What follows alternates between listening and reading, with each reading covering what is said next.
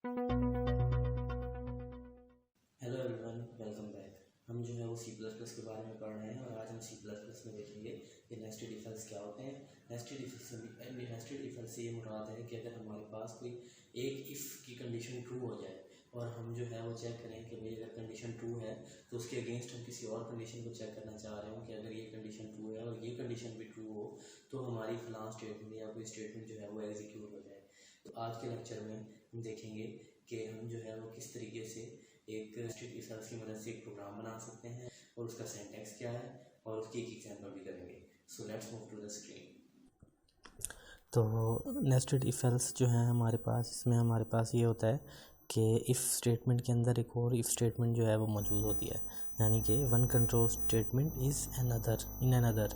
एक control statement एक और कंट्रोल स्टेटमेंट, यानी कि एक इफ़ एक और इफ़ के अंदर जो है वो मौजूद है।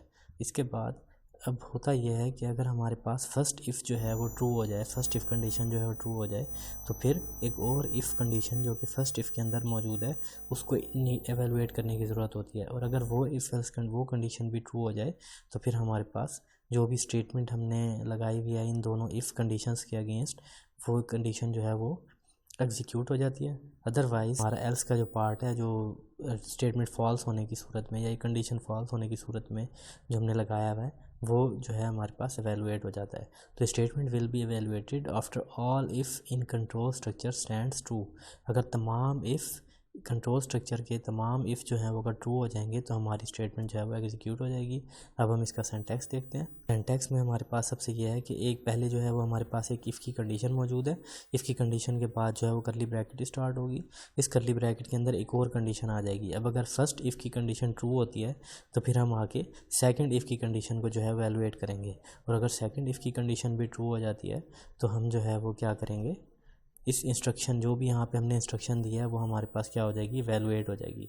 और अगर इन दोनों इफ़ कंडीशन में से कोई एक भी इफ़ कंडीशन जो है वो फॉल्स हो जाती है तो हम डायरेक्ट जो है वो एल्स वाले ब्लॉक में आएंगे और एल्स के अंदर जो भी हमारे पास फॉल्स स्टेटमेंट्स मौजूद हैं वो हमारे पास एग्जीक्यूट हो जाएंगी।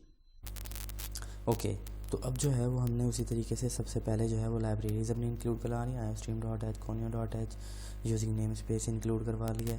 उसके बाद मेन में आ गए। मेन में आगे मैंने एक वेरिएबल ले लिया और इस वेरिएबल में जो है वो उस वेरिएबल की मैंने वैल्यू एंटर करवाई। और पहले मैंने लिखा एंटर द वैल्यू ऑफ ए और सीन ए। अब जो है मैं चाहता हूँ कि if else nested if else को यूज़ करते हुए जो है मैं क्या करूँ कि पहले चेक करूं कि मेरा ये नंबर जो मैंने एंटर करवाया है पॉजिटिव इंटीजर है या नहीं है। अगर पॉजिटिव इंटीजर है तो फिर उसके बाद मैं चेक करूं कि भाई नंबर इवन है या नहीं है। और अगर पॉजिटिव इंटीजर होगा तो हम चेक करेंगे इवन है या नहीं है, लेकिन अगर पॉजिटिव इंटीजर ही नहीं होगा तो फिर हमें इवन और ऑड चेक करने की भी ज़रूरत नहीं है। तो इस तरह की अगर हमारे पास कोई कंडीशन आ जाए तो उसके लिए जो है हम नेस्टेड इफ एल्स यूज़ करते हैं। तो हम देखते हैं कि हम इसे किस तरीके से यूज़ कर सकते हैं। तो सबसे पहले पॉजिटिव इंटीजर्स हमारे पास कौन से होते हैं, जो कि ज़ीरो से बड़े होते हैं। तो अगर हमारे पास ज़ीरो से बड़ा होगा नंबर तो हम जो है वो क्या करेंगे कि हमारा नंबर जो है वो पॉजिटिव इंटीजर है। अब इस ब्रैकेट को हमने स्टार्ट किया, ठीक है। और इस इफ़ के अंदर अब बजाय इसके कि हम कोई आउटपुट लिखते, हम एक और कंडीशन लिखेंगे जो कि इवन नंबर को चेक करने के लिए होगी। अगर a mod 2, ये जो परसेंटेज का साइन है, अगर इस तरीके से हम यूज़ करें तो हमारे पास इसका मतलब होता है कि हम जो है वो रिमाइंडर कैलकुलेट कर रहे हैं। रिमाइंडर कैलकुलेट करने के लिए होता है अगर हम किसी नंबर को 2 पे डिवाइड करें और उसका रिमाइंडर 0 आ जाए तो इसका मतलब है कि वो नंबर इवन है। तो मैंने यहाँ पे इवन होने की कंडीशन लगा दी, ठीक है। अब इवन होने की कंडीशन लगाने के बाद अब जो है मैं आउटपुट पे डिस्प्ले कर देता हूँ, number is positive and even, ठीक है। तो अगर नंबर पॉजिटिव भी है और इवन भी है तो आउटपुट आ जाएगी।